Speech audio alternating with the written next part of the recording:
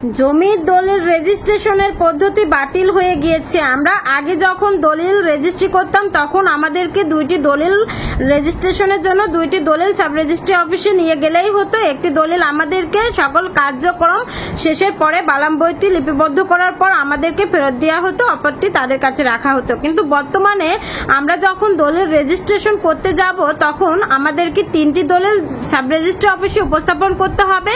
একটি দলিল তাৎক্ষণিকভাবে কিন্তু এসিল্যান্ড মহোদয়ের কাছে পাঠানো হবে। এসিল্যান্ড মহোদয় যদি নো অবজেকশন দেয় যে এই দলিল সম্পাদন করা যাবে, রেজিস্ট্রেশন করা যাবে, এই দলিলটি যারা দাতা গ্রহীতা তারা বৈধভাবে জমি বিক্রি করছে এবং বৈধভাবে জমি ক্রয় করা হচ্ছে, তাহলে কিন্তু নো অবজেকশন পাওয়ার পর সাব রেজিস্ট্রি অফিস থেকে রেজিস্ট্রেশন কমপ্লিট করা হবে এবং এক্ষেত্রে কিন্তু অপরটি দলিল যে ক্রয় করলো তার কাছে দিয়ে দেওয়া হবে, দলিল হস্তান্তর করে দেওয়া হবে বালাম বইতে লিপিবদ্ধ করে এবং অপর দলিলটি সাব রেজিস্ট্রি অফিসেই রাখা হবে।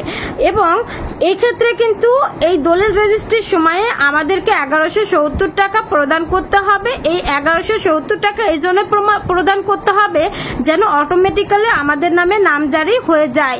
এই যে অটোমেটিক্যালি আমাদের নামে নামজারিটি হয়ে যাবে দলিল রেজিস্ট্রির ক্ষেত্রেই, সেক্ষেত্রে কিন্তু 7 দিনের মধ্যে নামজারিটা সম্পাদন হবে এবং এক্ষেত্রে আমাদেরকে আর দৌড়াদৌড়ি করতে হবে না, নামজারি করার ক্ষেত্রে অতিরিক্ত টাকাও গুনতে হবে না।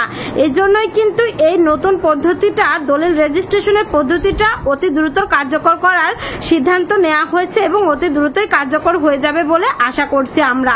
আর এই সিদ্ধান্তের মাধ্যমে কিন্তু আমরা যারা সাধারণ জনগণ রয়েছি তারা আর নামজারি করতে অধিক টাকা গুনতে হবে না এবং কারো কাছে হন্যা হতে হবে না। আমরা নিজেরাই কিন্তু নিজেদের নামজারি অটোমেটিক্যালি করে ফেলতে পারবো। আমরা শুধুমাত্র বৈধভাবে জমি ক্রয় বিক্রয় করলেই চলবে। ধন্যবাদ।